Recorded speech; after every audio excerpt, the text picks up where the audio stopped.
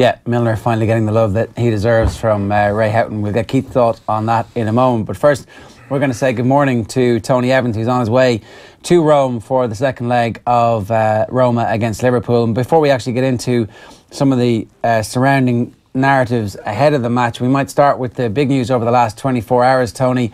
And that is, of course, the news that Jurgen Klopp has lost his assistant coach, at least for the rest of the season, but potentially, we don't know, for forever. How important is this, and why has it happened in the build-up to this game, and what are you hearing about it? Well, it's a very strange time for this to happen because they've been so close for so long, and he's been had such an important role in Klopp's career. The club are saying that it's for personal reasons, and then he might be back before, at some point next season. But I can't see it. I think it sounds like they're trying to essentially smooth it over at a difficult time of the season. I'd be very surprised if he comes back. And it does leave Klopp with a quandary. This is a man he referred to as the brain. And, well, Liverpool going to do without the brain?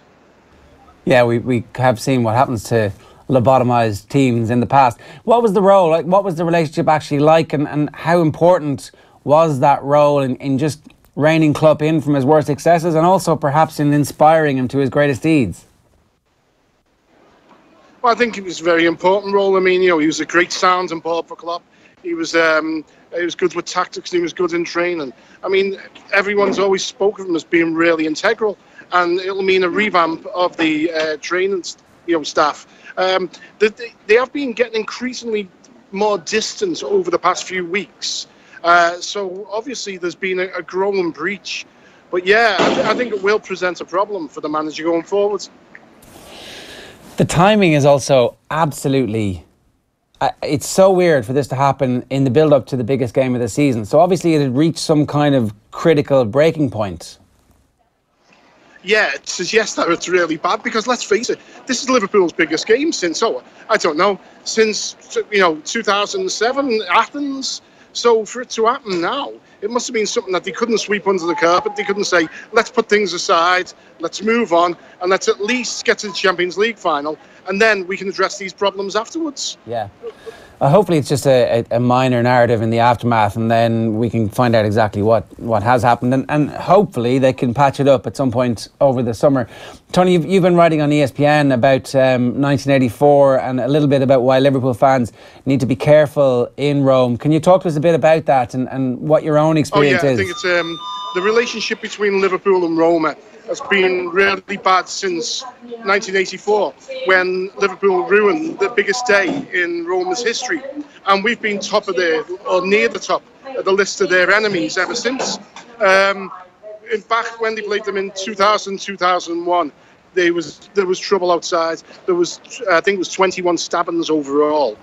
And what's thrown into the mix is that Rome is the only city in the world where football fans are regularly targeted and stabbed. I mean, they have a name for it. They call it punchicarte, and it's basically stabbing people in the buttocks. And they've elevated this to a cultural symbol. I mean, they think it's part of the Roman tradition, and it's actually cowardly actions dressed up as culture. So what advice do you have for Liverpool fans, and what do you expect the Liverpool fans to be able to do to help protect themselves, and what advice are they getting at the moment? Well, I wouldn't be going out in small groups. I wouldn't be wearing Liverpool shirts or scarves. I wouldn't be making loud noises or trying to colonise bars and putting up banners. I'd just be keeping my head down. Well, I will be keeping my head down because back in 1984, I saw what it was like when things get hostile outside the Stadio Olimpico. It's really hostile. I'd be just trying to keep a low profile. And one of the problems is you can't rely on the police. The police are almost, at times, like the armed wing of the ultras, and it sets up a very difficult situation. And to make it worse, there seems a bit of posturing has gone on in the last week, when both sides are setting the others up to be the bad guys and to be the troublemakers. And I fear that tonight might be a difficult night in Rome, and tomorrow again. So hopefully everyone will be safe, because we don't want to see a repeat of what happened last week. Tony, this all feels so anachronistic and so weird that we're talking in advance of a game like this, and when the football has been so spectacular, that we're talking about stuff like happened in the 1980s. There was a sense that for whatever reason we'd managed to step beyond this. Why do you think we are back where we are now? In terms of, I didn't quite catch you all of that, I'm sorry. Why do you mean in terms of trouble outside ground? Yeah, why has it made a comeback? We've always been this way. I mean, especially in Rome. Rome hasn't changed. We just don't hear about it. It happens all the time.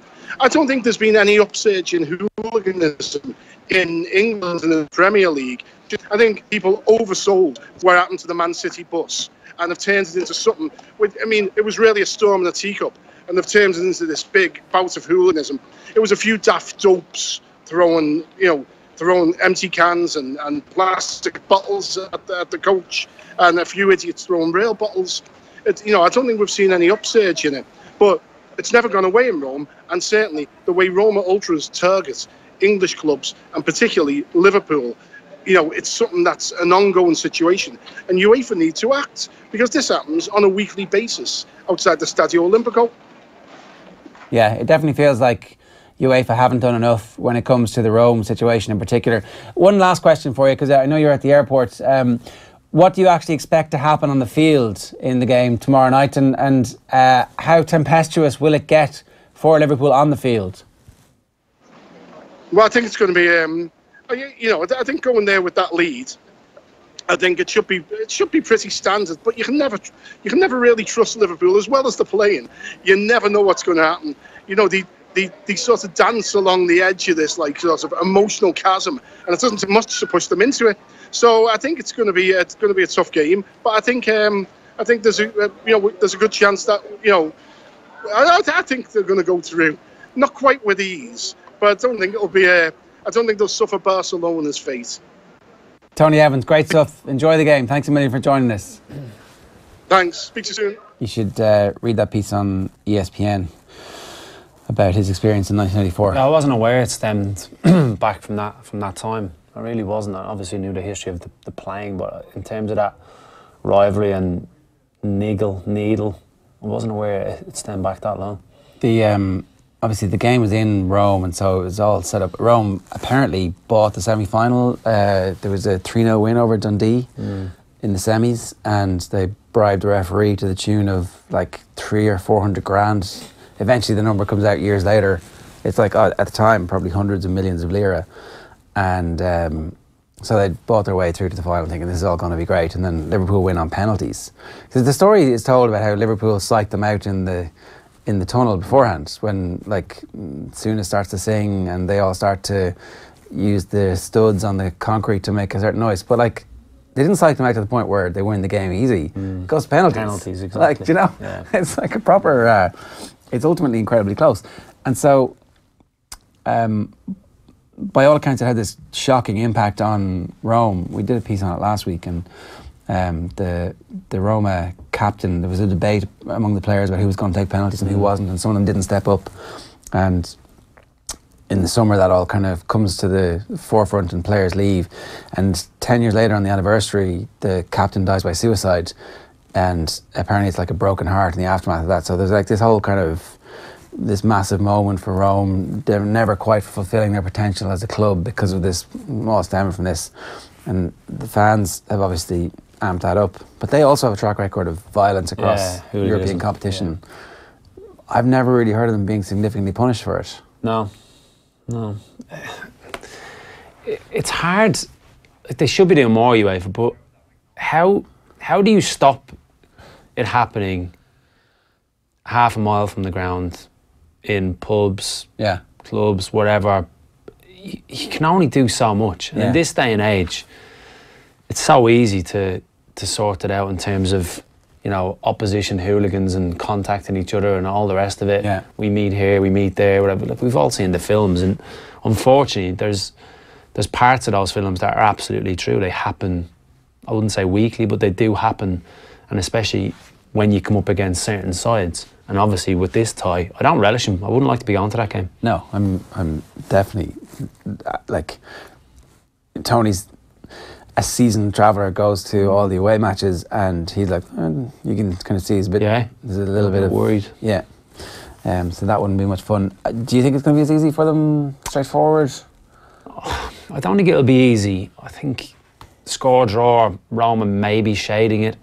I just look at Roma defensively last week. If they play like that, Liverpool are going to lap it up. If they leave space in behind, and if they play a 3 at the back, I don't think Di Francesco will play a 3 at the back. I think they'll go back to a back 4. Yeah. Because it created that side where Jesus was up against Salah, in between him and Kolarov, was just an absolute dream for Liverpool, that space. But against Barca, they played it and they were unbelievable. Who is going to replace Oxlade-Chamberlain? Wijnaldum. And that's fine. Yeah, it's fine. It's different. He's a good player. I was going to say decent, but that's a little bit derogatory. He's a good player. I just think Oxlade-Chamberlain, I like the way he's gone about things. Not happy at Arsenal. Could have stayed in the comfort zone. Gets himself up. Doesn't get in the Liverpool team straight away. Has to work. Has to prove himself to Klopp. Wants to play central midfield, and it suits him in the way that Liverpool play with that 3 central midfielders. Not like a normal, like, you know, a 2 and a 1 where an out and out number 10. If he's got the licence to go with Henderson and Milner behind, certainly Henderson behind, I do think he was getting into a groove where he was getting to be very, very good. Yeah. Very effective. Big loss for Liverpool, big loss for England in the World Cup, the way Southgate wants to set up as well. But I think Wijnaldum will be absolutely fine. The worry is if anything happens to one of the front 3. Yeah. I mean, they don't really have any ready-made replacements. They don't have any like-for-likes. They don't have anything they can kind of come in and go, oh, we're going to be grand. Danny Ings, Solanke is just... Not the same. No, far from it. Definitely isn't the same. So, I don't know. I can definitely see them conceding in the first 15 minutes, and then it's like, ooh, what's going to happen here? I could also see, if Roma go too much at them having the ability to counter, pick them off. Pick them off, and if they are too advanced, they play it too high of a line with that pace that they have in behind with Mane. It's set up to be a brilliant game. Should be, because I'm not sure whether you've seen the second leg of the Barcelona game. I didn't. In Rome, atmosphere, Jared, was phenomenal. Yeah, it was a throwback. Yeah, with the huge flags, and that's amazing because it didn't look like they had any hope. No, like they were just showing up to pay tribute to the team and say, "Oh, you've done well this season," which is proper. Like, for all the criticism they're getting for their hooligans, like they're also proper supporters in the stadium. Yeah.